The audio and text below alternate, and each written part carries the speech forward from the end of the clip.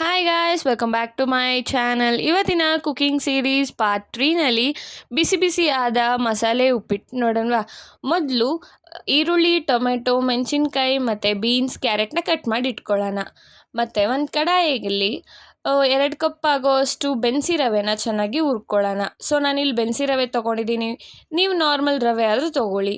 So ಚೆನ್ನಾಗಿ ಹುರ್ಕೊಂಡ ನಂತರ ಅದೇ ಕಡಾಯಲ್ಲಿ 2 ಟೇಬಲ್ ಸ್ಪೂನ್ ಅಷ್ಟು ಆಯಿಲ್ನ ಹಾಕ್ಕೊಂಡು ಕಡಲೆಬೇಳೆ, ಉದ್ದಿನಬೇಳೆ, ಜೀರಿಗೆನ ಹಾಕಿ ಫ್ರೈ ಮಾಡ್ತಾ ಆ್ಯಂಡ್ ಈ ಆನಿಯನ್ ಮತ್ತು ಈರುಳ್ಳಿ ಮತ್ತು ಮೆಣಸಿನ್ಕಾಯಿನ ಹಾಕಿ ಕರಿಬೇವು ಹಾಕಿ ಚೆನ್ನಾಗಿ ಫ್ರೈ ಮಾಡಿದ ನಂತರ ಜಿಂಜರ್ ಗಾರ್ಲಿಕ್ ಪೇಸ್ಟ್ ಹಾಕ್ಕೊಂಡು ಫ್ರೈ ಮಾಡ್ಕೊಳ್ಳಿ.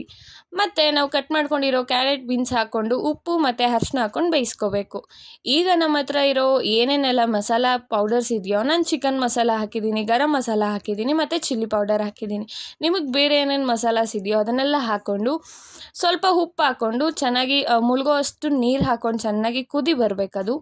ಸೊ ಕುದಿ ಬಂದಿದ ನಂತರ ನಾವೇನದು ಸಾಟೆ ಮಾಡಿಟ್ಕೊಂಡಿದ್ದೀವೋ ರವೆನ ಅದನ್ನು ಹಾಕ್ಕೊಂಡು ಚೆನ್ನಾಗಿ ಬೇಯಿಸಿದ್ರೆ ನಮ್ಗೆ ಈಸಿಯಾಗಿರೋ ಮಸಾಲ ಉಪ್ಪಿಟ್ಟು ರೆಡಿ ಆಗುತ್ತೆ. ನಿಮಗೆ ಬೇಕು ಅಂದರೆ ಲೆಮನ್ ಹಾಕ್ಕೊಳ್ಳಿ. ಸೊ ನಾನು ಲೆಮನ್ ಹಾಕ್ಕೊಂಡಿದ್ದೀನಿ, ಟೇಸ್ಟ್ ಎನ್ಹಾನ್ಸ್ ಮಾಡುತ್ತೆ ಅಂತ.